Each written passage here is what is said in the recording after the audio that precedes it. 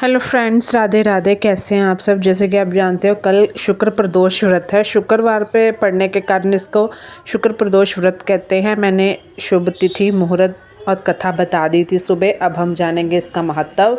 शास्त्रों के अनुसार प्रदोष व्रत रखने से 2 गायों का दान करने जितना पुण्य मिलता है।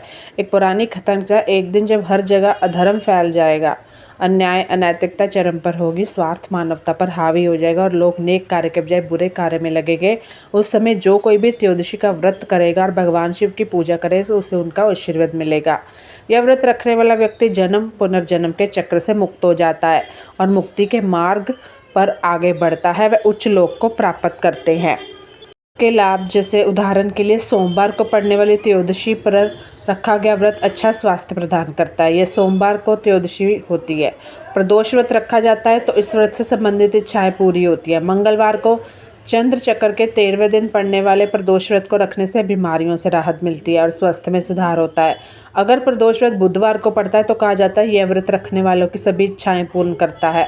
गुरु प्रदोष व्रत शत्रुओं के नाश के लिए रखा जाता है और शुक्रवार को प्रदोष व्रत से सौभाग्य और वैवाहिक जीवन में शांति और सद्भाव के लिए किया जाता है। आखिर में जो लोग संतान चाहते हैं उन्हें शनिश्चर को प्रदोष व्रत रखना चाहिए।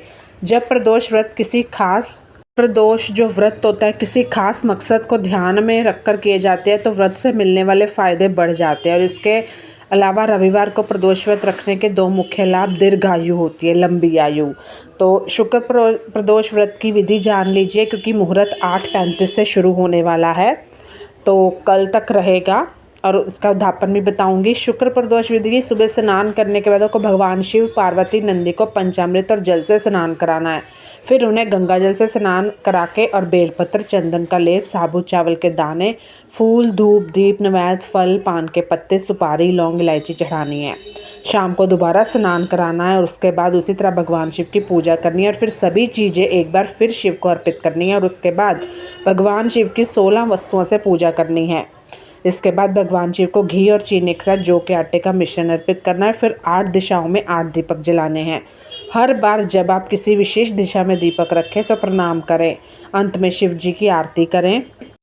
शिव स्तोत्र यानी कि मंत्रों का जाप करें। प्रदोष व्रत का जो समापन होता है, यह व्रत 11 का या त्रयोदशी दिनों तक रखने के बाद समाप्त किया जाना चाहिए। इसे उद्यापन कहते हैं।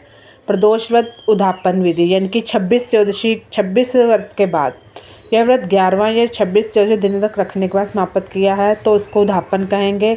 इस व्रत को समाप्त करने के त्रयोदशी तिथि चुनी जाती है। उद्यापन से एक दिन पहले भगवान गणेश की पूजा होती है।